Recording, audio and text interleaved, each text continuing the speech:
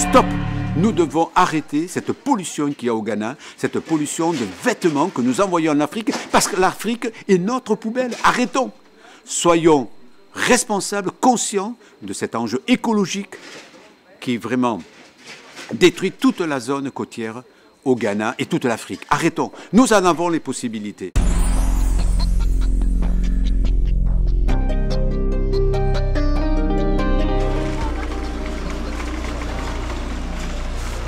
C'est la liste que j'ai préparée avec les vêtements qu'il me fallait. Donc là, j'ai tout. Maintenant, je regarde ce que je peux rajouter en plus. Ça, je rajoute en plus. Il y a tout dedans, dans le bac? Tout ce que j'ai demandé, ouais. Normalement, oui.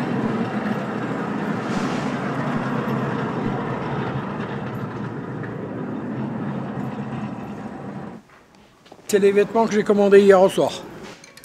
Ici, j'ai des vestes, j'ai des chemises, j'ai des pulls, les pantalons, les jeans, les manteaux. J'ai pas mal de marchandises. Voilà, donc là, c'est là où tous les vêtements arrivent.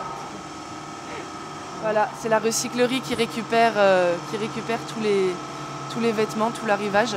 Ils nous les mettent en bac et après, nous, dans la journée, on les trie et le soir, ils nous les montent. Les journées où il y a beaucoup, on reçoit à peu près 30 bacs en bois comme ça. Une trentaine de bacs en bois par jour.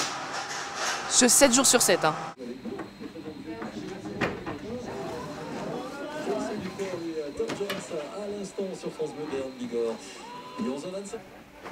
Ça, c'est le 50 centimes. Donc c'est là où descend tout ce qu'on a déjà trié. Donc là, les vendeurs, ils viennent avec leur grille le matin et ils font de la mise en place toute la journée en fait. Ça va aux briques vêtements. Donc tout ce qu'on appelle le 50 centimes.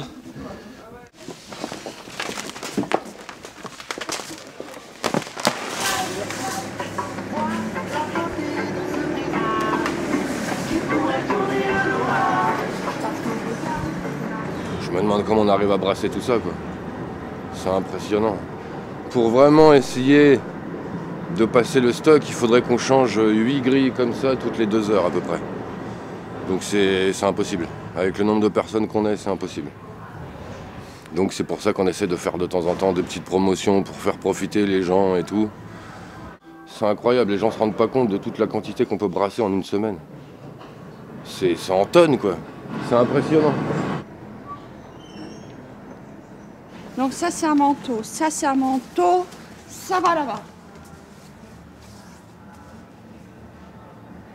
Là, ce manteau, il est adorable. Il est magnifique. Il est magnifique. À 16 €, ça vaut le coup, quoi.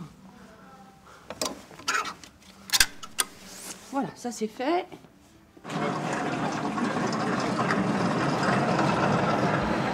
Alors, une fois que les bacs sont arrivés à la recyclerie qui nous les ont montés, nous, on les trie ici. Donc Cyrine, elle les met sur le tapis de manière à ce que les marques soient le plus accessibles possible. Et ensuite, la personne qui est au tapis, elle va trier en fonction de la marque et de l'état du vêtement. On va avoir 3 magasins, donc le rétro, le 50 et la boutique. Le 50, c'est ce qu'on a vu en bas, c'est ce qui est fait directement par les vendeurs toute la journée. Et le rétro et la boutique sont retriés ici, en fait. Voilà, donc la boutique est ici. On va avoir uniquement les vêtements de bonne qualité. Et on va regarder que tout soit vraiment en état. Donc pas de taches, pas de trous. Voilà, il faut vraiment que la pièce, elle soit nickel. Nickel. Et ensuite, on a le rétro. Tout ce qui est joli, tout ce qui est plus sympa qu'on peut mettre en valeur, on va le mettre en valeur au rétro, en fait.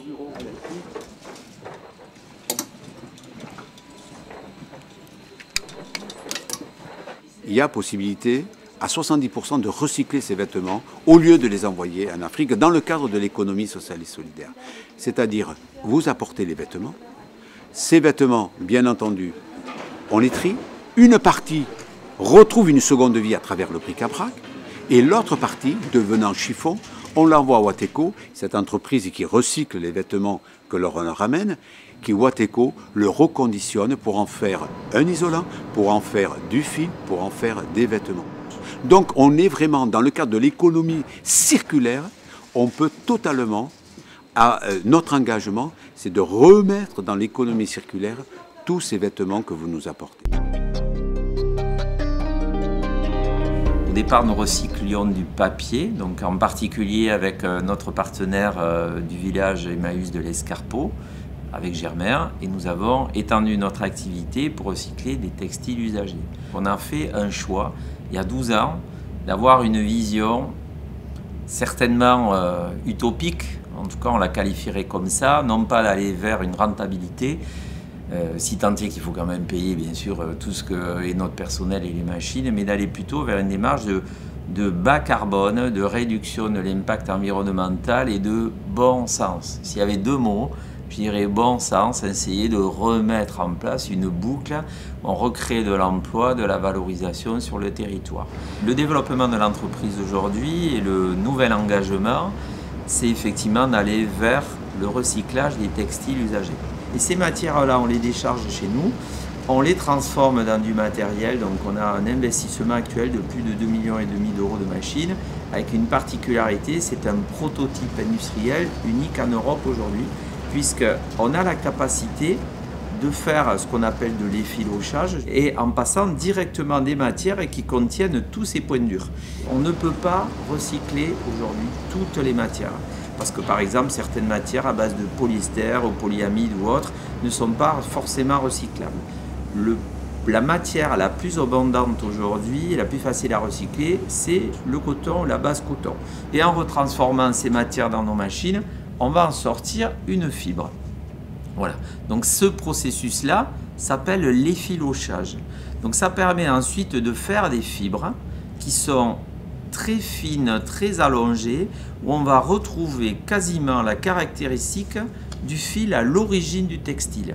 Et ensuite, qu'est-ce qu'on en fait une fois qu'on a fait ça? Alors, on est en train, nous, de proposer plusieurs solutions sur le marché. La première solution, cette fibre-là permet de faire un isolant.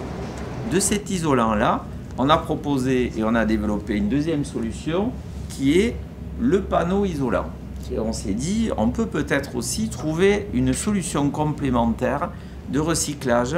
Là, vous avez ici le premier fil 100% sud-ouest, 100% recyclé, parce qu'aujourd'hui c'est très difficile à base de matières comme ça usagées, mélangées, dans lequel on a 75% de base coton, de refaire du fil. Une fois qu'on a fabriqué ce fil, on a fabriqué un tissu.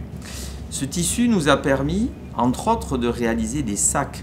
Et on est en train d'aller vers une étape finale, en tout cas pour l'instant, qui est de réaliser des bonnets. Alors ça c'est un prototype, on est en train de travailler pour trouver des solutions sur le territoire sud-ouest, certainement chez nous, chez Wateco, pour arriver à fabriquer ces bonnets.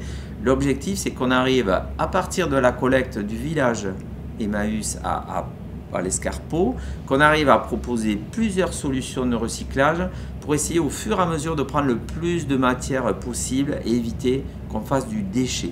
Donc pour l'instant, on est sur du coton, mais peut-être demain, on pourra passer sur du polyester et d'autres matières, essayer de trouver une vraie valorisation sur le sud-ouest et qui permet de créer une économie locale ou régionale. Nous, on est à Wateco, au même titre que le village Emmaüs, on est très attaché à cette démarche d'économie circulaire. C'est notre leitmotiv, on se lève pour ça le matin, on se bagarre pour ça. Et notre volonté, c'est de créer de la valorisation et de l'emploi sur le territoire.